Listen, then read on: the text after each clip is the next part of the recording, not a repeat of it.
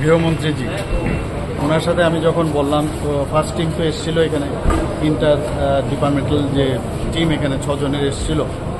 তো কিছুদিন আগে আমি গত পরশু দিনই ওনাকে আবার বললাম যে আমি তো অলরেডি যে টিম আসার পরে যে মেমোরেন্ডাম ফিল আপ করে পাঠানো, সেটাও আমাদের অফিসাররা ওখানে গেছেন এবং আপনি একটু এই বিষয়ে আপনি বলে ঠিক আছে আমি ভেজ রাখ। তো নিয়ম হচ্ছে যে সেকেন্ড টিমও আসবে, গতকালই টিম এসছে, ওনারা ঘুরছেন সব জায়গায়।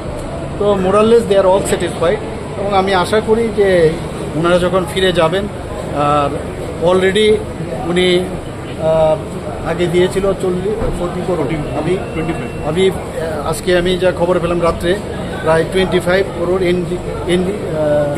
এনডিআরএফ থেকে প্রায় আরও 23 করোড় 25 করোড়।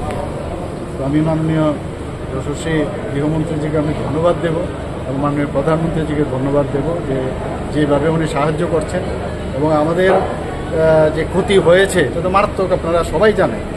তো সেটাকে তো আমাদের তরফ থেকে তো আমরা আমাদের বাজেট থেকে অলরেডি বিধানসভায় ঘোষণা করেছি এবং সেইভাবে কাজ চলছে এবং বারবার আমি এটাকে নিয়ে আমি নিজেও মনিটর করছি যে কোনো জায়গায় যেন এই ত্রাণ নিয়ে বা রিস্টোরেশন করার ক্ষেত্রে কোনো জায়গায় যেন কোনো খামতি না।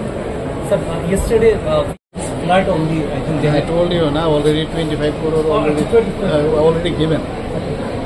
I thought that yesterday. No, today we have received 25 crore. No, already announced that we will be receiving 25 crore. Will be receiving 25 crore. Already announced. And previously he has given 40 crore. Right. In advance. What is the public getting? What type of help the state will provide? Because many have lost their livelihood and their houses also. You see, about 39 people already have died. Yes. So we are giving 4 lakh. Then Prime Minister also had given 2 lakh. Then the person who are already hurt, injured.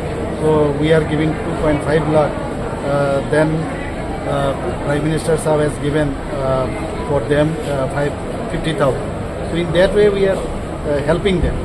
On the other hand, if there is for restoration purpose, we are helping like anything, and we will restore the whole Tripura. That I can give you the assurance. Thanks.